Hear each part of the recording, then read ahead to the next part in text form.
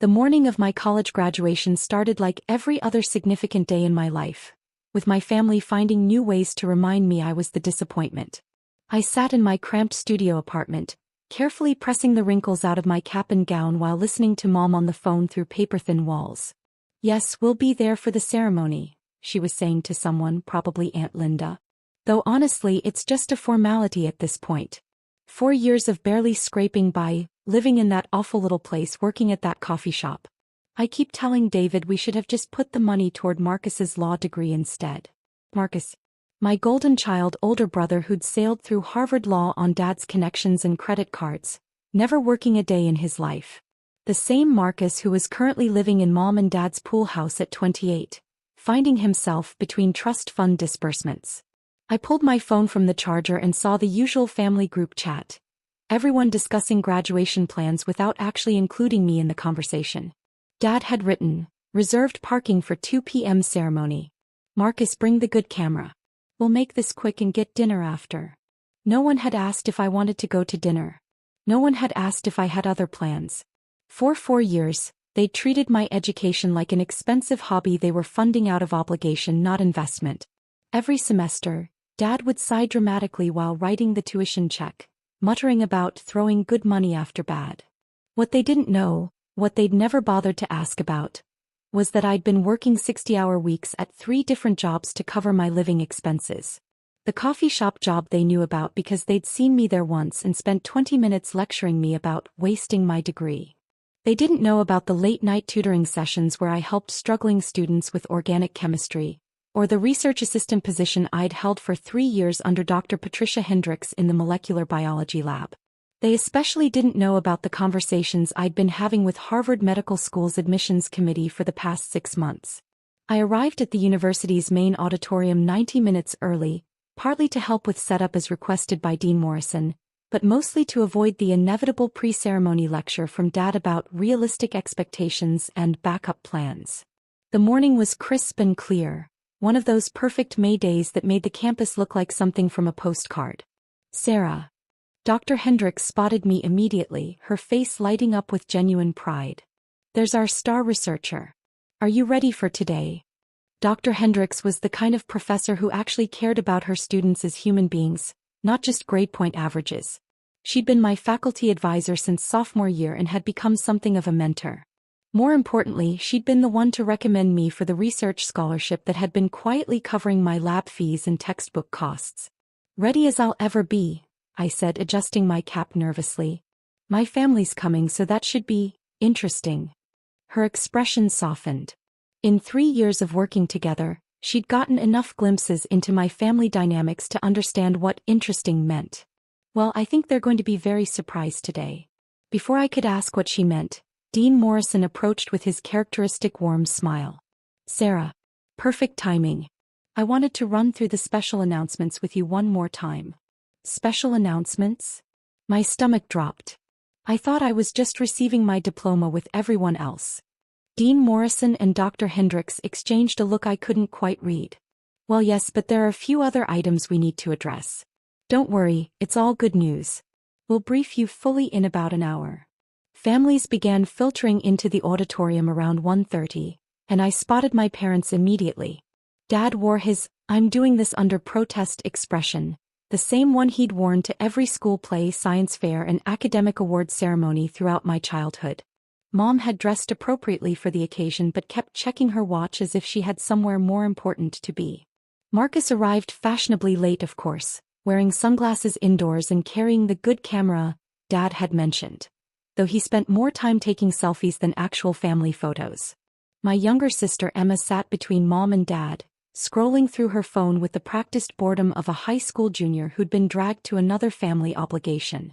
They'd saved me a seat technically, but it was at the end of the row where I'd have to climb over people to reach it. The universal family seating arrangement that said, "You're included but barely." "There she is," Dad said as I approached, his voice carrying that particular tone of resigned tolerance. "The graduate. How does it feel knowing this is finally over?" "Expensive," Mom added helpfully. $23,000 a year for 4 years. Plus living expenses, books, that computer you insisted you needed. Don't forget the coffee shop uniform," Marcus chimed in, lowering his sunglasses to look at me. Though I guess you'll be keeping that job for a while longer, right? Market's pretty tough for... What was your major again? Molecular biology, I said quietly. Right. Molecular biology. He said it like I'd told him my major was underwater basket weaving. Very practical. Lots of opportunities there, I'm sure. Emma didn't look up from her phone. Can we just get this over with? I'm supposed to meet Jessica at the mall at 4. I took my seat and tried to focus on the positive. In 2 hours this would all be over. I'd have my diploma, I'd be officially done with undergraduate studies, and I could move forward with the next phase of my life. Whatever that looked like. The ceremony began promptly at 2 p.m. with the traditional processional. Students filed in by department and I walked with my fellow biology majors, most of whom had family members cheering enthusiastically from the audience. I could see my parents in their seats, Dad already looking like he was calculating how much longer this would take. Dean Morrison took the podium with his usual commanding presence. He was the kind of academic leader who commanded respect without demanding it, soft-spoken but authoritative, with silver hair and wire-rimmed glasses that made him look like Central Casting's idea of a distinguished university dean. Welcome, families and friends, to our 156th commencement ceremony, he began. Today we celebrate not just the completion of academic requirements, but the beginning of new chapters in the lives of 847 remarkable young people. The opening remarks followed the standard template: acknowledgments of faculty, recognition of families, reminders about cell phone courtesy. I half-listened while scanning the audience, noting which families had brought elaborate flower arrangements and professional photographers. The Hendersons in the third row had what appeared to be a small film crew documenting their daughter's graduation. My family sat in their assigned seats like they were enduring a mandatory corporate training session. Before we begin conferring degrees, Dean Morrison continued, I'd like to take a moment to recognize some exceptional achievements within this graduating class.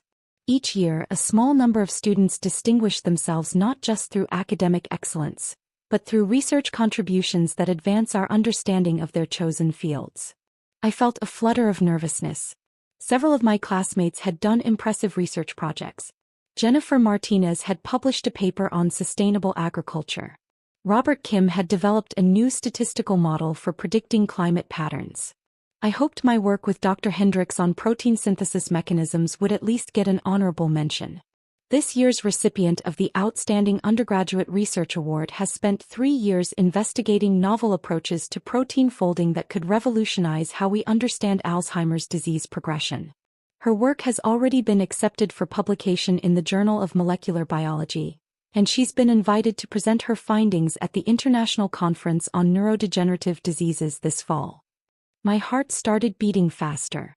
The protein folding research was my project, but I'd had no idea it was being considered for any awards. Dr. Hendricks had mentioned that the paper was accepted for publication, but I hadn't realized the significance of the journal or the conference invitation. I glanced at my parents.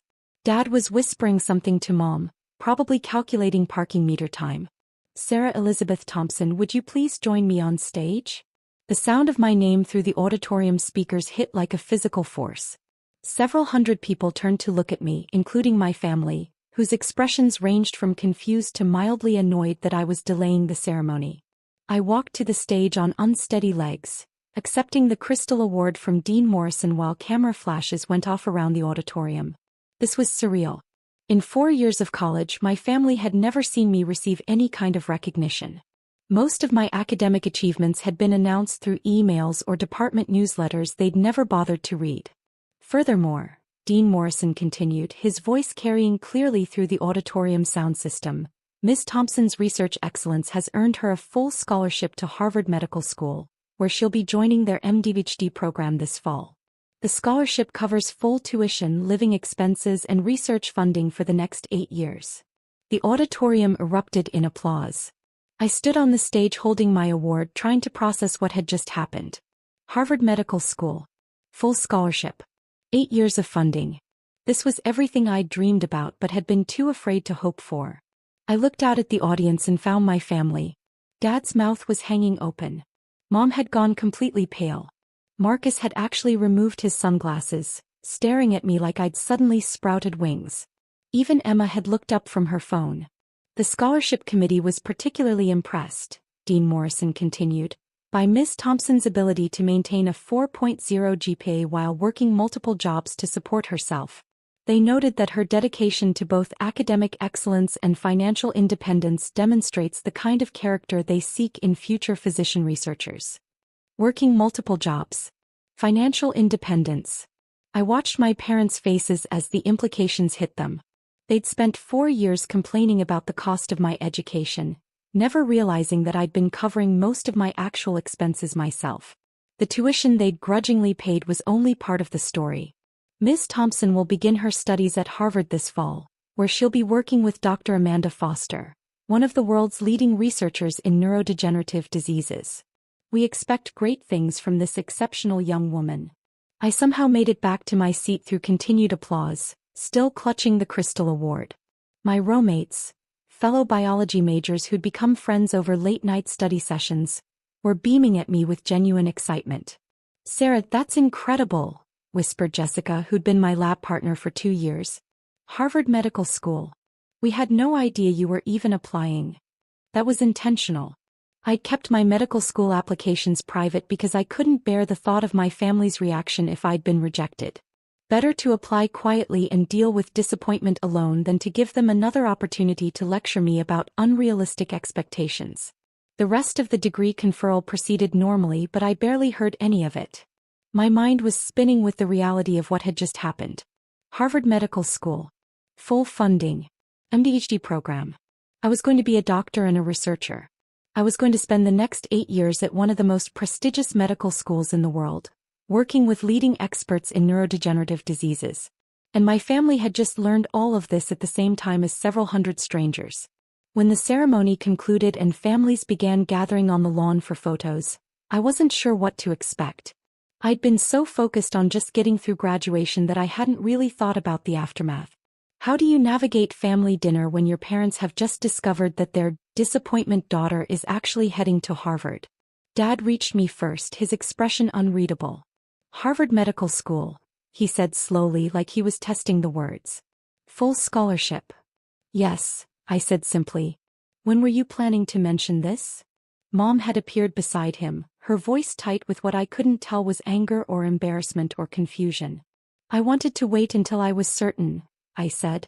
"Medical school acceptance is incredibly competitive. I didn't want to get anyone's hopes up." "Get our hopes up?" Marcus had joined the conversation and he looked genuinely shaken. "Sarah, this is Harvard Medical School. This is huge. This is bigger than huge." For the first time in my adult life, my brother was looking at me with something approaching respect. It was disorienting. "The dean said you've been working multiple jobs," Mom said quietly. "Why didn't you tell us you needed more money? We could have helped with living expenses." This was delicate territory. How do you explain to your parents that you'd been supporting yourself because you were tired of every dollar coming with a lecture about gratitude and responsibility? How do you tell them that you'd chosen financial independence over family assistance because the assistance always came with strings attached? "I wanted to prove I could do it myself," I said, which was true if incomplete. "But honey," Mom continued, and her voice had taken on a tone I rarely heard directed at me, something almost approaching maternal pride. "You didn't have to prove anything. We're your parents. We want to support your dreams." I looked at her carefully. This was the same woman who'd spent 4 years asking when I was going to get serious about my future. The same woman who'd suggested I consider community college to save money on this experiment. The same woman who'd introduced me to neighbors as our daughter who's studying something with science. "I appreciate that," I said diplomatically. "But it worked out for the best." The scholarship committee specifically mentioned financial independence as a factor in their decision. Dr. Hendricks appeared at my elbow, saving me from the increasingly awkward family dynamics. "Sarah, there are some people from Harvard who'd like to meet you. Do you have a few minutes?" "Of course," I said gratefully. "Harvard people." Dad's voice had taken on a different quality, the tone he used when talking to Marcus's law school professors or anyone else he considered important. "What kind of Harvard people?" "Dr. Amanda Foster flew in from Boston specifically for today's ceremony," Dr. Hendricks explained. "She's the researcher Sarah will be working with." She wanted to meet Sarah and discuss some preliminary research ideas. Dr. Foster came here? Today. Mom was now looking at me like I'd somehow transformed into a different person. From Harvard. The medical school takes their scholarship recipients very seriously, Dr. Hendricks said. Especially someone with Sarah's research potential. Her protein folding work has implications far beyond what most undergraduates achieve. I could see the calculations happening in my parents' heads. Harvard professor. Flying in specifically to meet their daughter. Research potential. This was the kind of academic recognition they understood and valued. The kind they'd seen directed at Marcus but never at me. We'd love to meet Dr. Foster, Dad said quickly. Wouldn't we, honey? We'd love to hear more about Sarah's research opportunities. 20 minutes later, I found myself in the surreal position of watching my parents hang on every word of Dr. Amanda Foster, a woman who'd traveled from Boston to discuss my research future. Dr. Foster was everything I'd imagined, brilliant, accomplished, and genuinely excited about the work we'd be doing together. Sarah's undergraduate research is remarkably sophisticated, Dr. Foster was explaining to my captivated family. Most students at her level are still learning basic laboratory techniques. Sarah has identified novel protein interactions that could lead to early intervention strategies for Alzheimer's patients.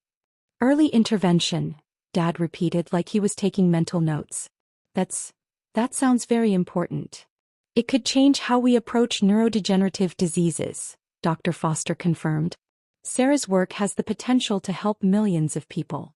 That's why Harvard was so eager to secure her for our program. Marcus, who'd been unusually quiet, finally spoke up. What kind of timeline are we talking about? For the research, I mean. The MD-PhD program is 8 years, Dr. Foster explained. 4 years of medical school coursework, then 3 to 4 years focused on research and dissertation. By the time Sarah graduates, she'll be both a practicing physician and a research scientist. She'll have her choice of positions at any major medical center or research institution in the world. Any major medical center, Mom repeated softly. In the world.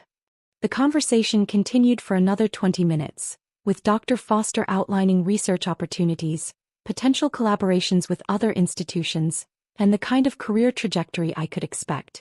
My family listened with the kind of attention they usually reserved for Marcus's law school stories or Dad's business meetings. When Dr. Foster finally excused herself to catch her flight back to Boston, promising to stay in touch over the summer, my family and I were left standing on the lawn in awkward silence. So, Emma said finally, I guess you're really smart? It would have been funny if it wasn't so representative of how little my family actually knew about my academic life. Emma was 17.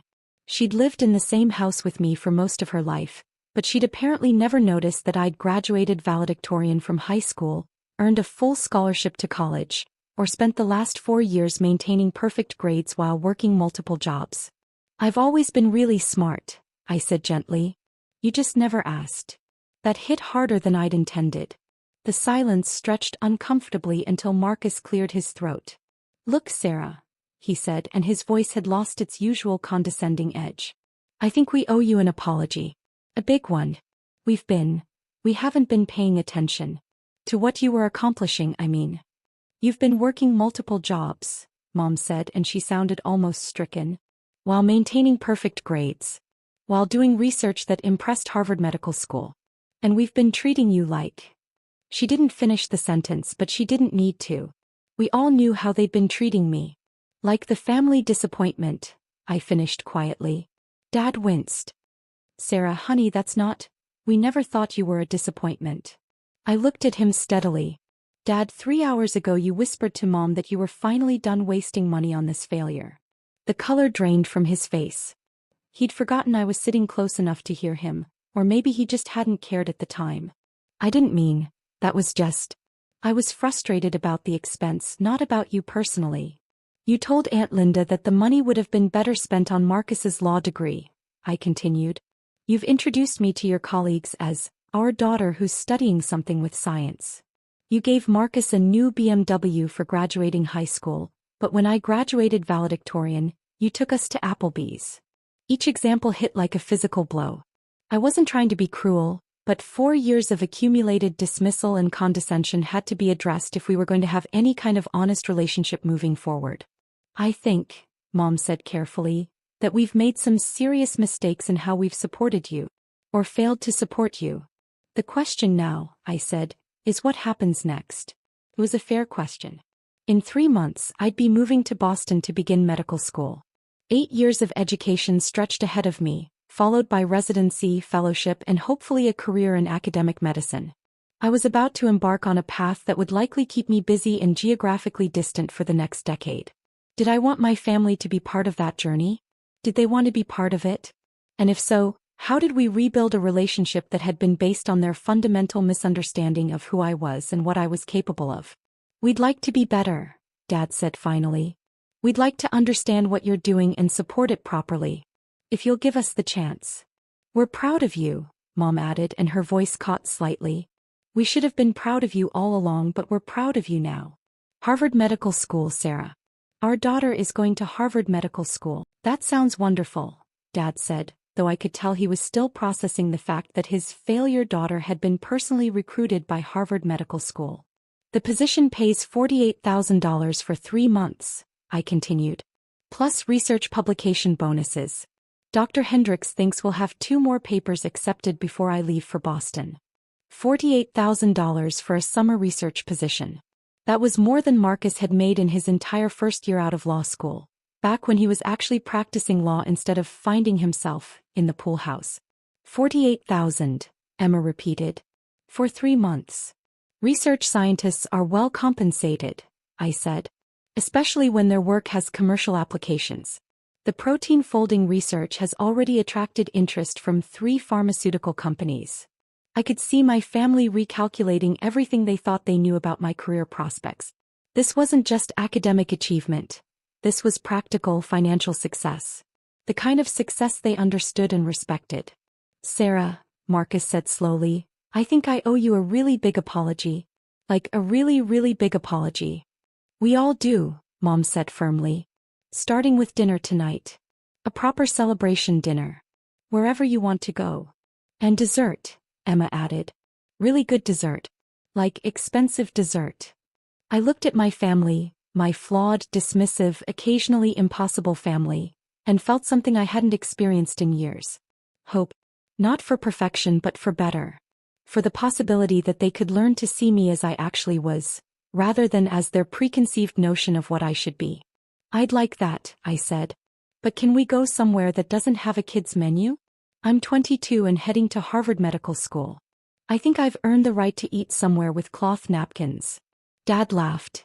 Actually laughed, not the polite chuckle he usually offered when I attempted humor. Cloth napkins it is. The fanciest restaurant in town. Our future doctor deserves the best. Future doctor. Our future doctor. It was the first time I'd heard genuine pride in his voice when he talked about my future, and it meant more than I'd expected. As we walked toward the parking lot, Dr. Hendricks caught up with us one more time. Sarah, I forgot to mention, Harvard called this morning. Dr. Foster wanted me to tell you that they've arranged housing in graduate student apartments near the medical school. Fully furnished, utilities included. You won't need to worry about finding a place or dealing with security deposits. That's incredibly generous, Mom said, and I could tell she was starting to understand the level of investment Harvard was making in my education. They also mentioned, Dr. Hendricks continued with a slight smile, that the scholarship includes an annual stipend for conference travel and research expenses. $25,000 per year, on top of tuition and living expenses. $25,000 per year for research expenses. I was beginning to understand that this wasn't just a scholarship. This was Harvard Medical School investing in my potential as a future leader in medical research. My family was beginning to understand it too. As we reached Dad's car, he turned to me with an expression I'd never seen before. Something between amazement and remorse. Sarah, I need you to know something. When I said I was done wasting money on this failure, I wasn't talking about you personally. I was talking about, well, I thought I was talking about a degree that wouldn't lead anywhere practical. I know, Dad. But that's not an excuse, he continued. I should have asked more questions. I should have taken more interest in what you were actually studying and achieving. I should have been a better father. You can be a better father starting now, I said. If you want to be. I do want to be, he said quietly. We all do. The drive home was different from any family car ride I could remember. Instead of Marcus dominating the conversation with stories about his latest internship or networking event, everyone wanted to hear about my research, my plans for medical school, and my long-term career goals. For the first time in years, I was the center of positive family attention. Not because I'd caused a problem or needed correction, but because they were genuinely interested in my life and proud of my achievements. It would take time to rebuild trust and establish new patterns of interaction. 4 years of dismissal and condescension wouldn't disappear overnight. But as we pulled into the driveway of my childhood home, I felt something I hadn't felt in years. The possibility that my family might actually become people I wanted to spend time with. That evening, over dinner at the nicest restaurant in town, complete with cloth napkins as promised, Dad raised his glass for a toast. To Dr. Sarah Thompson, he said, his voice carrying genuine pride and affection. Our daughter, the Harvard Medical School scholar, the published researcher, and the future leader in medical science. We're sorry we didn't see your potential sooner, but we see it now and we couldn't be prouder. To Sarah, the rest of the family echoed, raising their glasses.